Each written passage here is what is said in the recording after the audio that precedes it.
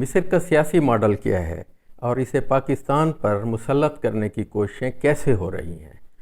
کون سے 4 سیاستدان ہیں جو مصری ماڈل کے تحت پاکستان پر حکمرانی کرنا چاہتے ہیں؟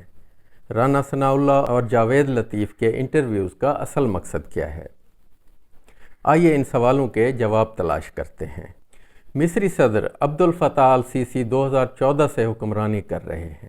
وہ سابق مصری جرنیل ہیں۔ وہ گزشتہ 10 برسوں سے اس لیے حکمرانی کر رہے ہیں کہ انہیں مصری فوج کی پشت پناہی حاصل ہے۔ اسی پشت پناہی کی وجہ سے انہوں نے کھل کر اپوزیشن کو کچلا ہے۔ یہ بالکل ویسا ہی کھیل ہے جو پاکستان میں پچھلے 2 سالوں سے کھیلا جا رہا ہے۔ یہی وجہ ہے کہ 2014 اور 2018 کے انتخابات میں السیسی نے 97% ووٹ حاصل کیے، جبکہ دسمبر 2023 میں ہونے والے انتخابات میں انہیں 89.6% ووٹ ملے۔ آئیے اب مصر کے 2 ایسے سیاستدانوں کی بات کرتے ہیں جنہوں نے السیسی کے خلاف کھڑا ہونے کی کوشش کی اور پھر وہ ریاستی جبر کا شکار ہو گئے۔ ان میں سے پہلی شخصیت عبد المنعم ہیں، جنہیں 30 مئی 2022 کو جھوٹی خبریں پھیلانے اور لوگوں کو ریاستی اداروں کے خلاف اکسانے کے الزام میں 15 برس قید کی سزا سنائی گئی۔ وہ 2012 میں صدارتی انتخابات کے لیے کھڑے ہوئے تھے، چنانچہ وہ ریاست کے لیے ناپسندیدہ شخصیت ٹھہرے۔ انہیں 2018 میں اس وقت گرفتار کیا گیا جب انہوں نے صدر السیسی پر تنقید کی۔ ان کے نائب کو بھی گرفتار کر کے 10 سال کی سزا سنائی گئی۔ یہ عمران خان اور شاہ محمود قریشی جیسی کہانی ہے۔ ان سب لوگوں کو 2018 کے انتخابات سے 1 ماہ پہلے گرفتار کیا گیا، جس کے بعد ان کی جماعت نے عارضی طور پر سیاسی سرگرمیاں معطل کرنے کا اعلان کر دیا۔ 2019 میں السیسی نے ایک جعلی ریفرنڈم کرایا جس کے تحت آئین میں 2 تبدیلیاں کی گئیں۔ مصری آئین کے مطابق کوئی بھی شخص 2 سے زیادہ مرتبہ صدر نہیں بن سکتا۔ السیسی نے اس شک کو ختم کرا دیا اور تیسری بار صدارت کے اہل ہو گئے۔ دوسرے، انہوں نے عہدہ صدارت کی میعاد 4 کے بجائے 6 سال کر دی۔ اس لیے 2018 کے بعد دسمبر 2023 میں نئے انتخابات ہوئے۔ اب آپ کو دوسرے اپوزیشن رہنما کی کہانی سناتے ہیں۔ یہ 45 سالہ احمد طنطاوی ہیں جو 2015 میں مصری پارلیمنٹ کے رکن منتخب ہوئے۔ انہوں نے پارلیمنٹ میں السیسی کی ڈٹ کر مخالفت کی۔ انہوں نے پارلیمنٹ میں مطالبہ کیا کہ صدر السیسی مصر کو نقصان پہنچا رہے ہیں، اس لیے انہیں 2024 کے بجائے 2022 میں اپنے عہدے سے ہٹ جانا چاہیے۔ طنطاوی دسمبر 2020 میں ڈگنیٹی پارٹی کے سربراہ بن گئے۔ چند ماہ بعد انہوں نے اگلے صدارتی الیکشن میں حصہ لینے کا اعلان کر دیا۔ 2023 کے انتخابات سے پہلے ہی ان پر مصیبتیں نازل ہونا شروع ہو گئیں۔ طنطاوی نے اپنی انتخابی مہم ستمبر 2023 میں شروع کی۔ اس کے لیے انہوں نے ملک گیر دورے شروع کر دیے۔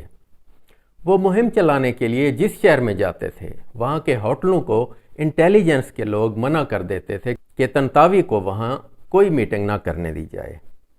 مصری آئین کے مطابق صدارتی امیدوار کی اہلیت کے لیے ضروری ہے کہ کم از کم 15 صوبوں کے 25,000 رجسٹرڈ ووٹر اس کے حق میں اہلیت کے فارم جمع کرائیں۔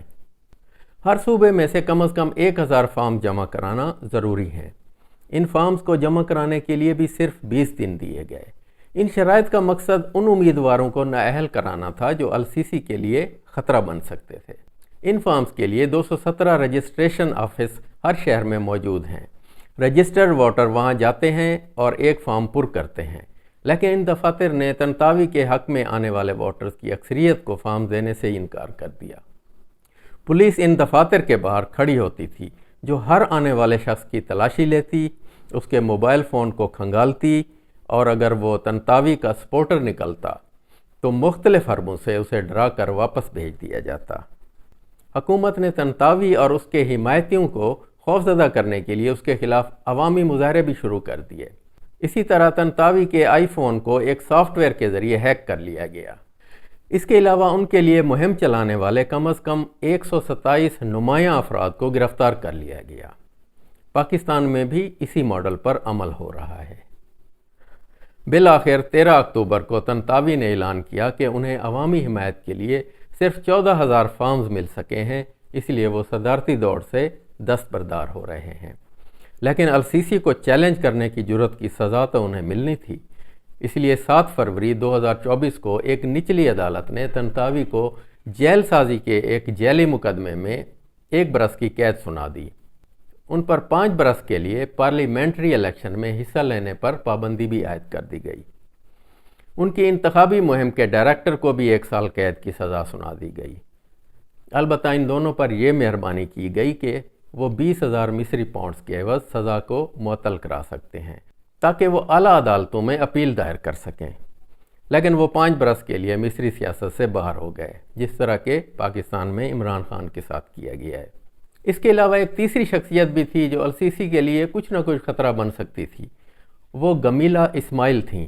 اس خاتون کے ساتھ بھی وہی کھیل کھیلا گیا، انہیں ہر طرح سے تنگ کیا گیا، وہ بھی عوامی حمایت کے 25,000 فارمز پورے نہ کر سکیں اور صدارتی انتخابات کے لیے نااہل ہو گئیں۔ جن 3 افراد کو صدارتی الیکشن لڑنے کی اجازت مل سکی، وہ تینوں السیسی اور سیکورٹی فورسز کے قریب سمجھے جاتے ہیں۔ ان کی عوام میں بھی کوئی مقبولیت نہیں ہے، اس لیے دنیا مصری انتخابات کو فراڈ الیکشن سمجھتی ہے۔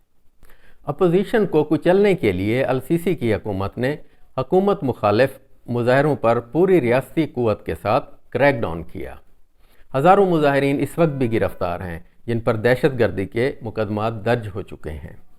مصری حکومت کو خوف تھا کہ اگر چھوٹے چھوٹے احتجاج کی اجازت دی گئی تو یہ پورے مصر میں پھیل سکتے ہیں، جس کے بعد انہیں کنٹرول کرنا ممکن نہیں رہے گا۔ پاکستان میں بھی یہی خوف ہے اور اسی کے باعث پی ٹی آئی کے پرامن احتجاجی مظاہروں پر کریک ڈاؤن کیا جاتا ہے، ورنہ چند ہزار افراد کے جمع ہونے سے حکومت کو کوئی نقصان نہیں ہوتا۔ مصر میں صحافت پر بھی حکومت کا مکمل کنٹرول ہے۔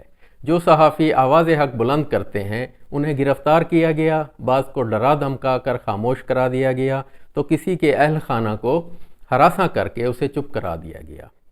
گرفتار ہونے والے صحافیوں پر یہ الزام عائد کیا گیا کہ وہ جھوٹی خبریں پھیلا رہے ہیں۔ اس کے علاوہ حکومت کے خلاف بات کرنے والے میڈیا گروپس کی ویب سائٹس کو پورے مصر میں بلاک کر دیا گیا۔ پاکستان میں بھی بالکل یہی کھیل کھیلا جا رہا ہے۔ مصر 2014 سے ہر سال ان 10 ممالک میں شامل رہا ہے جہاں اختلاف کرنے والے صحافیوں کو جیل میں قید کر دیا جاتا ہے۔ مصر کے اپوزیشن لیڈر کا انٹرویو کرنے پر الجزیرہ کے صحافی احمد طہا کو ان کی غیر حاضری میں 15 برس قید کی سزا سنا دی گئی۔ ان پر بھی یہ الزام تھا کہ وہ جھوٹی خبریں پھیلا رہے تھے۔ اب ہم آتے ہیں سوشل میڈیا کی طرف۔ مصر میں سوشل میڈیا پر اپنی آواز اٹھانے والوں پر بھی پابندیاں ہیں۔ طنطاوی یا کسی اور اپوزیشن لیڈر کے حق میں صرف ٹویٹ کرنے پر بہت سے لوگ گرفتار کیے گئے ہیں۔ مصر میں جبر کا یہ عالم ہے کہ ایک 36 سالہ خاتون کو صرف اس لیے گرفتار کیا گیا کہ پولیس نے ان کی کار میں طنطاوی کے حق میں لکھے گئے پمفلٹ دریافت کر لیے تھے۔ پی ٹی آئی کے ساتھ بھی یہی ہو رہا ہے۔ پاکستان میں پی ٹی آئی کا جھنڈا لہرانے پر لوگوں کو بالکل اسی طرح گرفتار کیا جاتا ہے۔ پاکستان میں بھی سوشل میڈیا پر ممکنہ کریک ڈاؤن کی خبریں مسلسل سننے میں آ رہی ہیں۔ مستقبل میں اس کا امکان یقینی نظر آتا ہے۔ مصر میں ریاستی جبر کی ایک طویل کہانی ہے جس کے صرف چند حصے آپ کو بتائے ہیں۔ پاکستان بھی دھیرے دھیرے مصر کی راہ پر چل رہا ہے۔ یہاں 70% کامیابی حاصل کر لی گئی ہے۔ اسی سال باقی 30% کامیابی کے بعد یہاں بھی جمہوریت ختم ہو جائے گی اور سیاست میں مصر جیسا ہو کا عالم طاری ہو جائے گا۔ یہی وجہ ہے کہ عمران خان کو جس ڈیل کی پیشکش کی جاتی ہے اس میں 1.5 سال خاموش رہنا شامل ہوتا ہے تاکہ اس عرصے میں سیاست، صحافت اور عدالت کو پوری طرح سے کنٹرول کر لیا جائے۔ اس کے بعد عمران خان ان کے لیے مسئلہ نہیں رہے گا۔